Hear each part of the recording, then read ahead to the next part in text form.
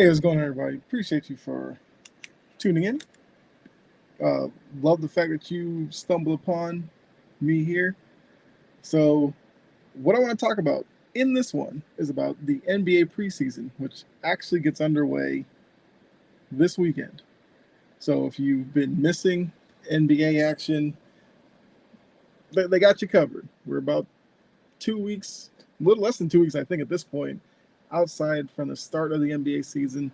So I'll give you my thoughts on what I'm be looking for, especially in terms of my Celtics through this preseason.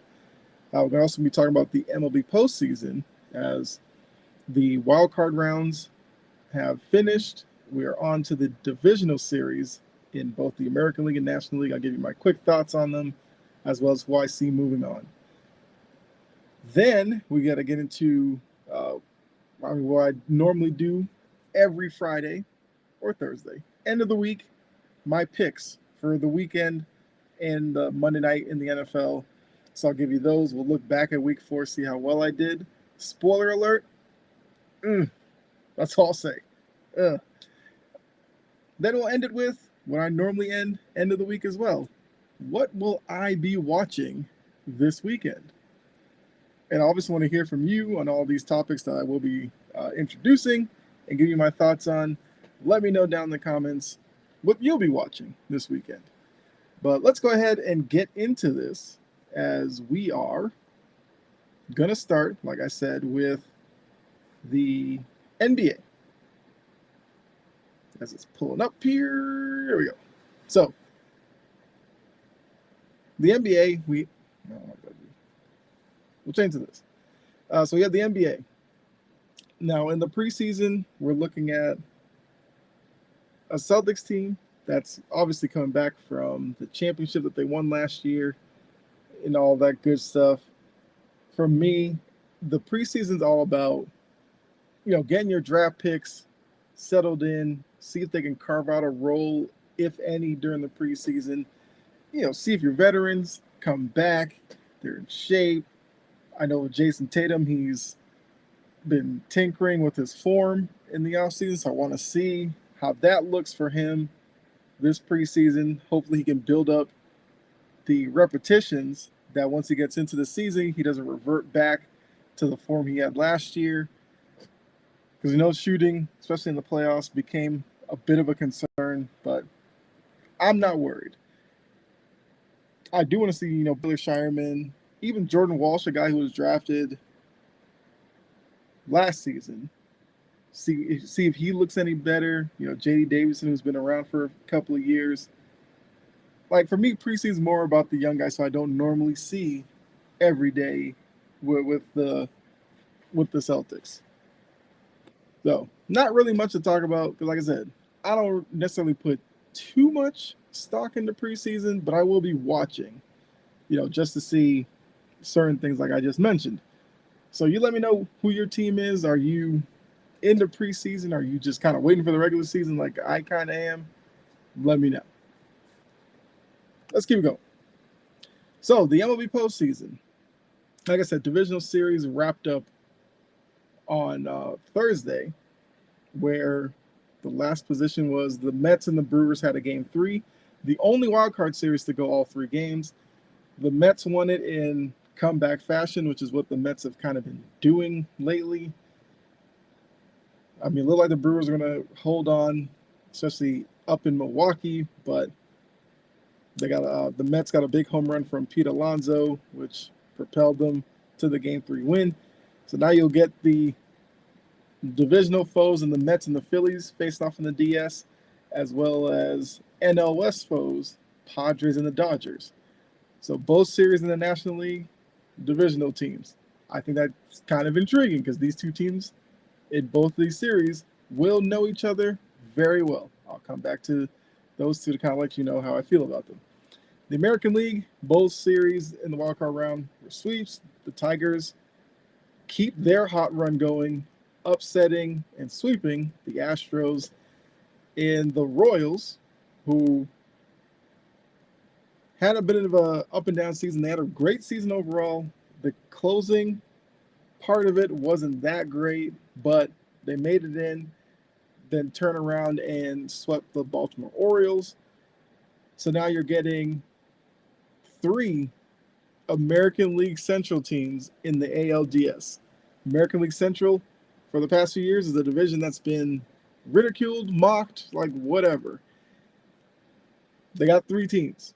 So they might have gone from potentially worst division in the American League to seems like they were the best one. So we got the Tigers and the Guardians. We also have the Royals versus the Yankees. So we'll start in the American League and then work back to the National League. Tigers, Guardians. Look, the Guardians have a tough job. Tigers are very confident. They are on a roll right now. I think this is where getting that bye can work against you, where now you're facing wildcard teams who are warmed up, been playing consistently, while your top 2 seeds had a bye during the wildcard round, so that means they haven't played in a bit. Now, the Tigers, you feel like as the lower seed, game 1 will probably be their best bet of stealing one on the road against Cleveland. Same goes with Kansas City, going to the Bronx to face the Yankees. Coming into this, I had the Guardians come out of the American League, so I feel like because of that, I will stick with them against the Tigers. But this Tigers team has a Cinderella feel to it for sure. I don't think it's going to be easy for Cleveland because, like I said, Detroit's a very confident team. But I'm going to stick with my pick and take the Guardians. So wildcard series were 3 games. ALDS are 5 games. Best of 5. I'll take the Guardians in 4. 4 hard-fought games against the Tigers team, but I'll take the Guardians in 4. Other side, you have the Yankees and the Royals. Yankees should be sending the Tigers a, I don't know, Christmas card or something for knocking out the Astros, who have been kind of the Yankees' kryptonite for a lot of these seasons. But they're facing a Royals team that not a lot of people had them in this position to start the year. It's going to be an interesting matchup between Bobby Witt for the Royals, who's a MVP candidate, probably won't win it because you have Aaron Judge with the Yankees. But it will be interesting.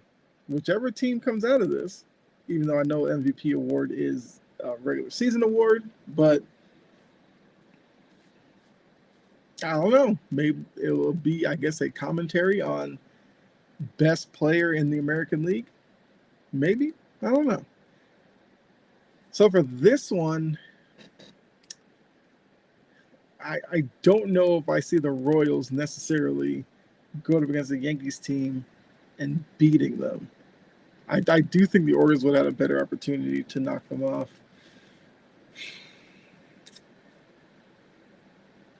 I think I'll go Yankees in. Let's go Yankees in.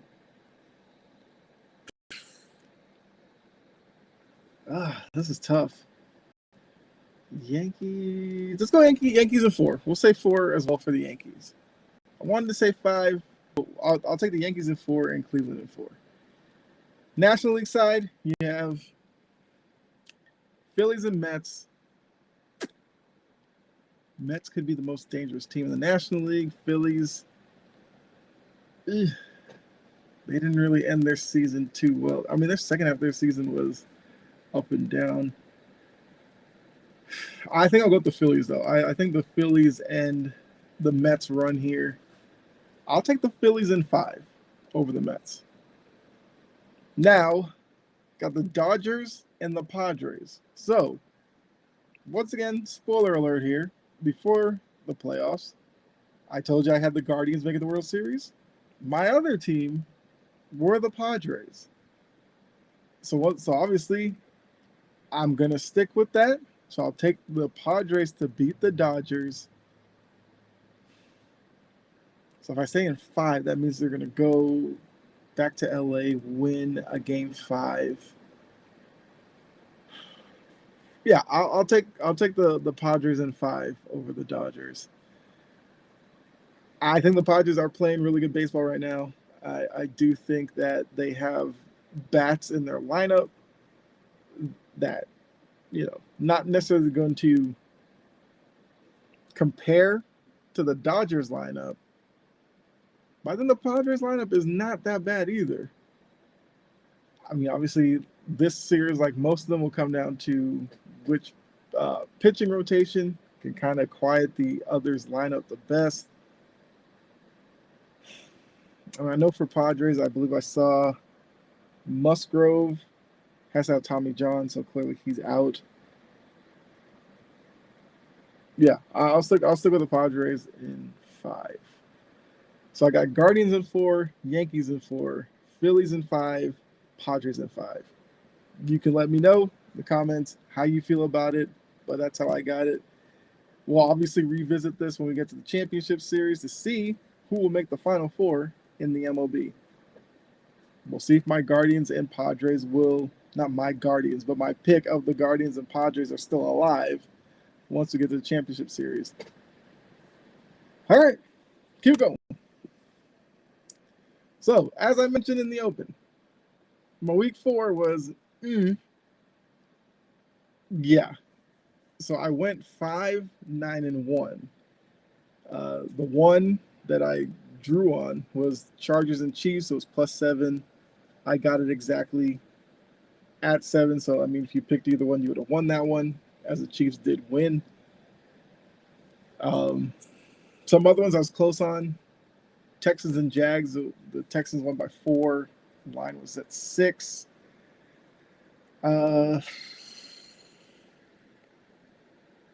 Yeah, I mean, it was a rough week, right? The Jets Broncos game was a big surprise. Didn't see that one coming. Steelers Colts kind of caught me by surprise for sure. So 5-9-1 could have very easily have been, I don't know, 7-7-1. I would have taken that. 8-7. Why not? So yeah, those are just quickly my week 4 picks, because I do want to spend more time on week 5. There we go. So 5-9-1 last week. We're now 21-25-1. I was 500 every week. Dipped below last week, so now we're 4 games below 500. We'll see if we can turn the tide, get back to 500, or maybe even over. Could have a really good week and get over 500. But let's temper expectations right now. So we got to start off with Jets Vikings. It was at 9:30 in the morning over in London on Sunday. I'm going to take the Vikings in the 2.5. I'm taking them because of Brian Flores and that defense. I feel like their defense will get to Aaron Rodgers and hold up the Jets offense. I think Sam Darnold's legit. Sam Darnold Revenge Bowl here. So give me the Vikings in the 2.5. I've got Bears -4 of the Panthers. I guess with how the Bears played last week, you feel like they made some progress offensively. I expect that to continue against a Panthers team that, though they're not winless, still aren't a good team. So I'll take the Bears and the 4, especially with it being in Chicago. I've got the Bengals +2.5 up against the Ravens team in Cincinnati. I just think the Bengals offense is coming together right now, and because of that, I think they'll be able to do what the Bills couldn't do and take advantage of the Ravens secondary. Obviously, the other question is going to be, can the Bengals stop the Ravens running game? But I feel like it's going to come down to, this game might come down to who has the ball last. So I'm going to predict it's the Bengals, and they get it done +2.5. I got the Patriots -1 over the Dolphins. The Dolphins have, their issues with their offense as they're running with Tyler Huntley. Can they look better? Sure. Do I expect it? Probably not. I think with the Patriots, there's a lot of talk about locker room, whatever. I'm not sure if I'm buying into that just yet. But This will be a good opportunity for Jacoby Brissett to potentially get a win, quiet some of the noise that I have heard from people reacting to how the Patriots look right now. Because once again, I'm all about Drake May, but if it's not part of the Patriots' plan to put him in now, I get that. So I'll take the Patriots to take advantage of a wounded Dolphins team. I've got Commanders minus 3.5 over the Browns. I've said on Integrity Sports Network that the Commanders are a fun team to watch. I think offensively they just look really good. Jaden Daniels looks poised. He makes good decisions. Browns are still a quarterback question mark. Commanders defense isn't that good, but I just don't know if the Browns offense is good enough to take advantage of it. So I've got the Commanders minus the 3.5. I've got Colts plus 3 over the Jags. The Jags just haven't shown me yet that they should be picked, especially as a 3-point favorite. I just can't go with that. So I got the Colts plus 3. And that's dependent on Joe Flacco starting. I'm assuming he's going to start.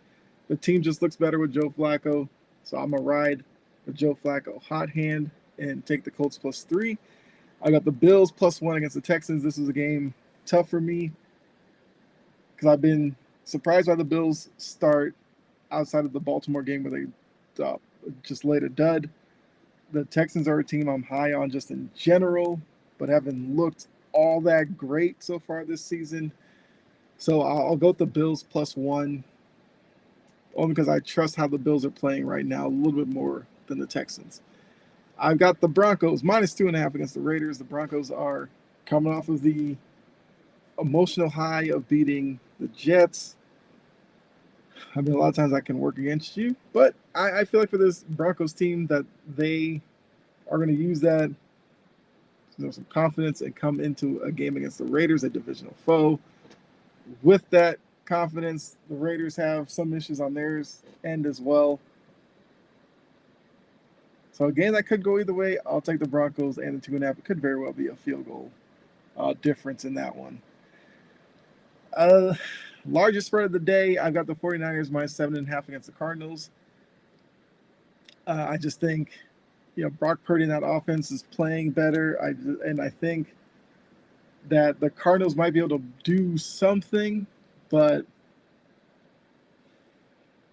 I feel like this is a game that the half on the 7 might come back to bite me, but I think the 49ers are the better team.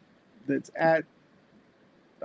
it's home for them, so I'll take them in the 7.5. I got Packers minus 3 against the Rams. Jordan Love looked good in the second half. I expect the second half Jordan Love to start off against a Rams team that defensively is struggling. Could be a mini shootout. We'll see, but I'll take the Packers and the 3. I got Seahawks minus 7 against the Giants. That one, I do think the Giants, I guess, have shown better play for the past, I want to say 3 weeks now. I just think the Seahawks will defensively be able to hold up against the Giants offense, and I think the Seahawks offense, maybe behind Kenneth Walker and Charbonnet, have a good game plan, are able to put up points, and because of that, I got the Seahawks and the 7. I've taken the Steelers minus 2.5 against the Cowboys. Cowboys are reeling right now. I think the Steelers will bounce back from their loss last week. It's in Pittsburgh, so yeah.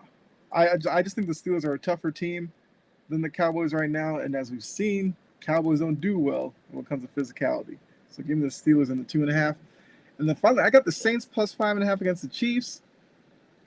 I feel like this is going to be another game that the Chiefs probably win, but not convincingly. Is going to look ugly, and people will come out of this game wondering what's wrong with them. But I think they find a way to get the win, especially in Arrowhead, against the Chiefs team against the Saints team, I should say, coming off of a heartbreaking loss to the Falcons. But I think they keep it closer than the 5.5. So maybe something like, I don't know, 24-20, something like that.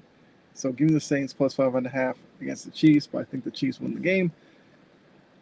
4 teams are on a bye: Lions and the Titans. The Titans got their first win last week. Eagles coming off of a loss.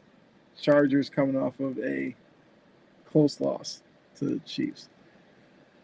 So yeah, 5-9-1 last week. Got to do better than that this week. Close the gap to get back to 500. Obviously, got to come back next week to see how my picks did, but that's what I got for you. Those are my picks for week 5. You let me know. Let's see, what question should I ask you? So in the comments, let me know maybe your pick, your favorite pick from this week, and maybe a team you have on upset alert. Would love to hear from you. Keep it going. What am I watching this weekend? As I said, the opening, you let me know what you're watching down in the comments. I feel like this is a bit of a light week in terms of sports that I guess I deem as must-see. Because obviously I watch some college football, but a lot of the college football matchups this week are So, we'll see. Obviously, Dolphins, Patriots, both teams are 1-3. I guess the battle of getting out of the basement of the AFC East. It's a Sunday 1 o'clock kick. So I definitely will be tuning in to see how my Patriots do. I do think that the Patriots will win. I would like to see the offense look a little bit more free-flowing, have some, I don't know, just have some variety, we'll say. So that, dropping back to pass is not necessarily just going to Austin Hooper or Hunter Henry. Working some of the guys on the outside. That's kind of my main thing with this one, to see what the offense can do with these guys on the outside who, from all claims from Boston media, are getting open, just aren't getting the ball. So I'd like to see more of a connection there with the offense. Got Aston Villa versus Manchester United. Manchester United is a team that I do watch a lot, especially with this game. There's so many rumors and all that swirling around Manchester United in terms of Erik ten Hag and whether or not he should still be coaching them. They found a way to get a draw against Porto on FC Porto on when was that game? Like Thursday. Villa is sixth in the league, or 5th in the league, I should say. Would technically be in the Europa League if the league ended this weekend, but they're 5th best. They're kind of in the position that Manchester United probably feels like they should be as like a top 6 team. But Manchester United find themselves 13th in the table right now.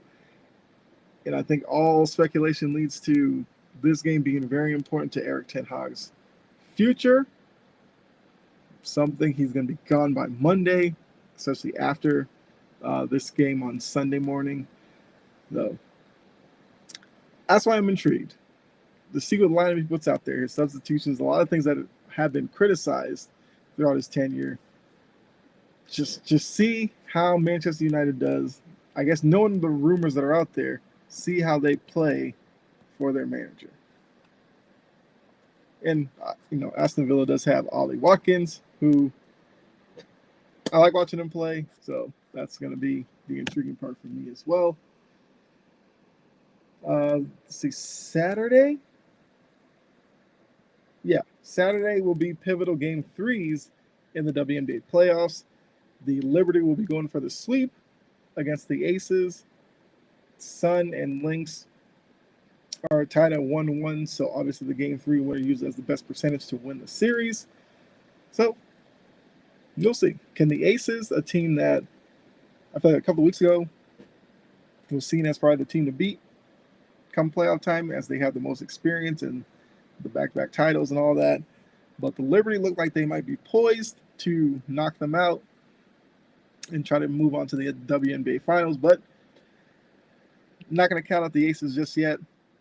Just got to win one, then move on to a game 4. So we'll see how they do with that. Sorry about that. I mean, for my son, obviously, game 3 is pivotal in that series. It's been a fun one to watch so far. As I said when the series first started, if you don't know Nafisa Collier, watch the game. She's a very talented player, good scorer, good defender, all that. So she's fun to watch. Obviously, I watch the Sun a lot, so I know that they're fun to watch as well. Sun like to play very physical defense, get on transition. Minnesota, like I said, Collier is just a skilled player. So I guarantee you that you'll enjoy if you tune in. And that's it. That's actually all I will be watching this weekend. So you let me know what you'll be watching. Are there, I guess, what's your favorite match? Favorite match game from this weekend that you will be watching. I will have, it's in the description, link to the Discord. So if you're watching this or you're listening to this on Spotify, in the description, link to the Discord. That way, when you're watching whatever, if you want to talk about sports during the game, I'm in my Discord when I'm watching sports, talking. So would be great to interact with some of you. So basically, look out for that. Hit the link, join the server, and let's just have some fun with it. Also, I have a link to Tumblr where I put up articles. I haven't put one up in like a week, so one should be coming some point this weekend. Definitely look out for that. Would greatly appreciate it. But that's all I got for you. So be safe. God bless. I'll catch you in the next video. Well, next episode. So, all right. Bye. Enjoy your weekend.